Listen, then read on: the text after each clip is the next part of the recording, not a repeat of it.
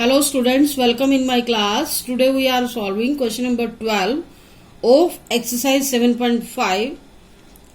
1 to 11 question हमारे last video में solve हो चुके हैं।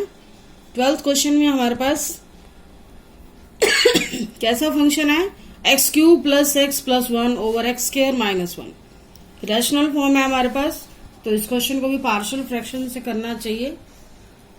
फंक्शन में देखो, अब हमारा जो गिवन फंक्शन है इम्प्रॉपर फंक्शन है। इम्प्रॉपर फंक्शन की आइडेंटिफिकेशन क्या होती है कि जब आपकी न्यूमिनेटर की पावर ग्रेटर हो डिनोमिनेटर से।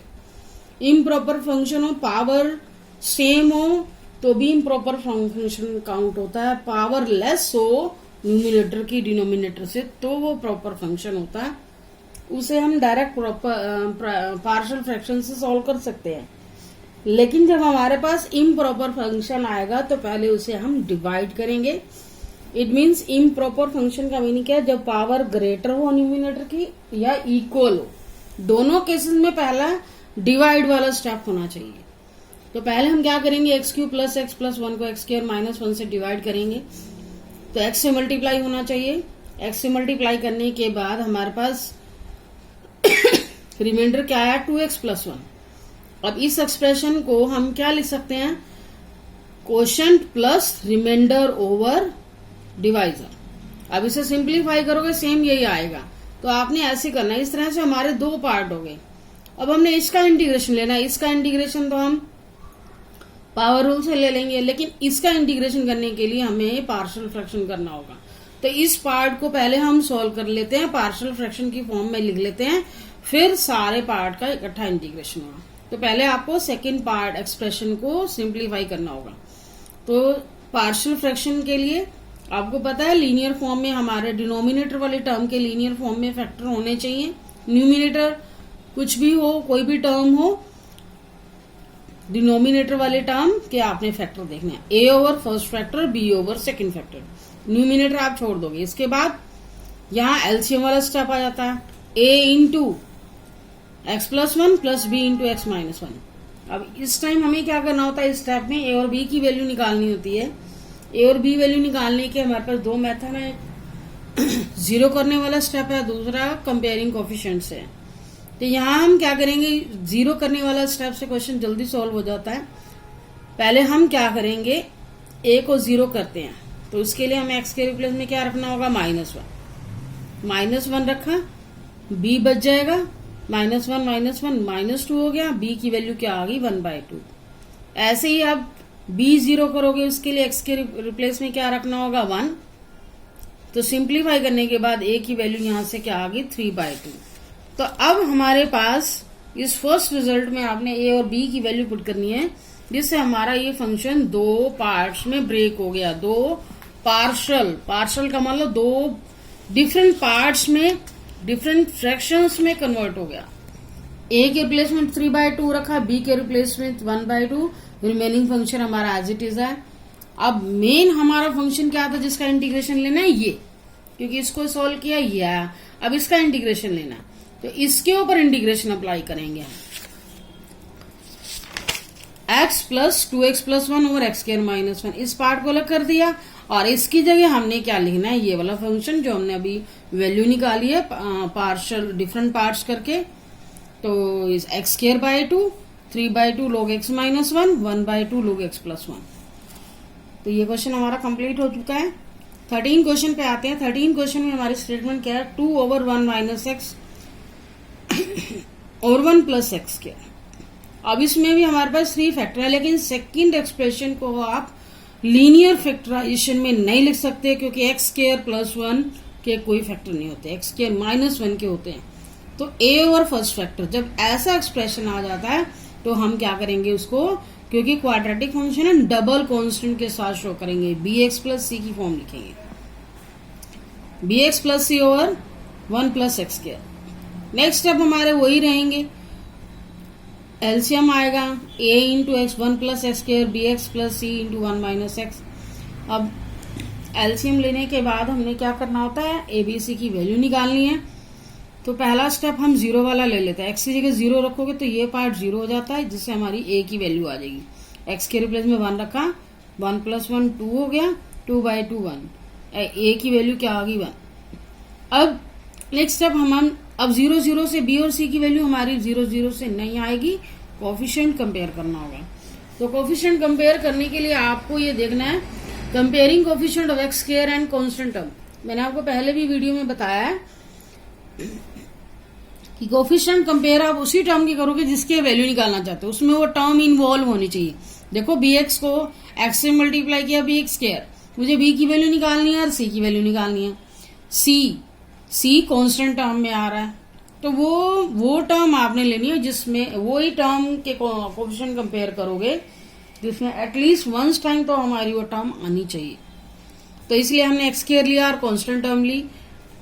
एक्स वाली भी ले सकते थे, सी उसमें इन्वॉल्व हो रहा है, कांस्टेंट टर्म ले लिया हमने। अब x square term left side में तो है ही नहीं, राइट साइड में क्या आएगा a plus a minus b, क्योंकि b minus b x square आएगा। ए की वैल्यू हमारी 1 आई थी, 1 पुट किया, ए के रिप्लेस में 1 रखा, बी की वैल्यू 1 आ गई। अब कांस्टेंट टर्म को लेते हैं, लेफ्ट साइड में हमारे पास 2 है, लेफ्ट साइड में 2 है और ए भी है और इधर से प्लस सी आएगा। सी को 1 से मल्टीप्लाई करोगे प्लस सी आएगा। तो क्या करोगे, ए की वैल्यू 1 रखी और इसे भी सिंप्लीफाई करके सी की वैल्यू 1 आ गई। अब हमारा नेक्स्ट स्टेप क्या होता है, वैल्यू पुट करना ए बी की।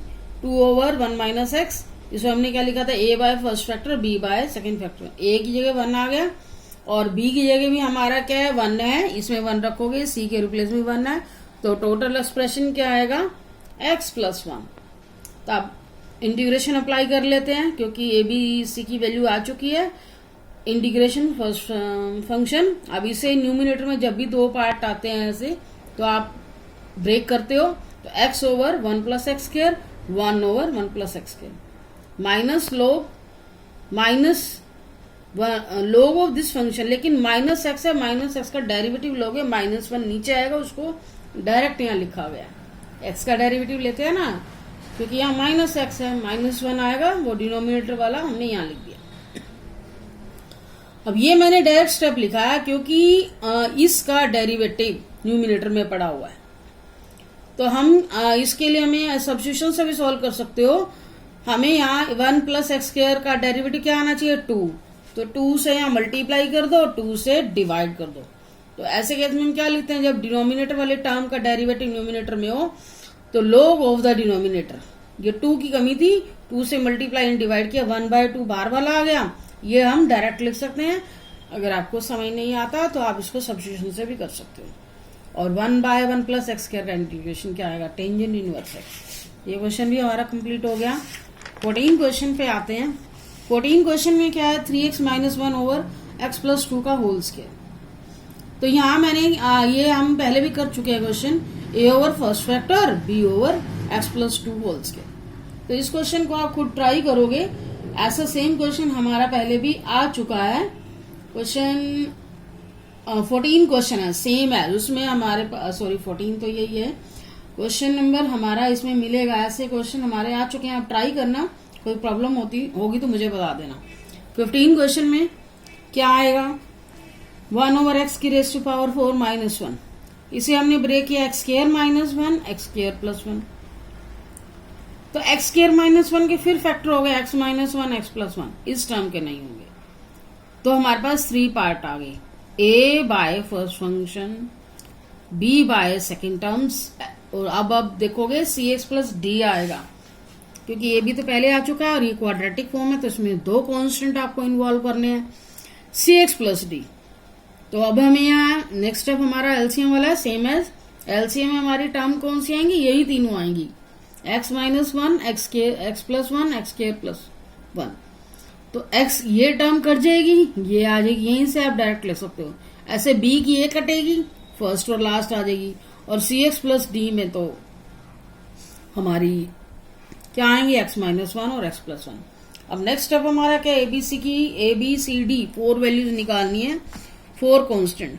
तो इसमें हमें दोनों ही रूल अप्लाई करने पड़ेंगे, 0 वाला भी और कोफिशिएंट कंपेयर करने वाला भी। तो अब देखते हैं 0 करने से कौन कौन सी वैल्यू आ रही है। अगर हम x इज इक्वल टू -1 रखें तो ये 0 हो रहा है, ये 0 हो रहा पार्ट, इससे हमारा क्या आ जाएगा, b की वैल्यू आ जाएगी -1 -2 हो जाएगा, और -1 का स्क्वायर +1 होता है, ये भी 2 बना देगा। तो -2 × 2 -4, b की वैल्यू -1/4 आ गई। अब आप x के प्लेस में 1 रखते हो तो ये पार्ट दोनों 0 हो जाएंगे, जैसे a आ जाएगा 1 + 1 2, 1 + 1 2, a की वैल्यू प्लस का 1/4 आई। a b दोनों आ चुके हैं। अब हमारे cd रह गई। अब cd की वैल्यू निकालने के लिए उसमें 1 0 वाला स्टेप नहीं फॉलो हो रहा, तो इसमें कोफिशिएंट कंपेयर करने पड़ेंगे। कौन से लेने?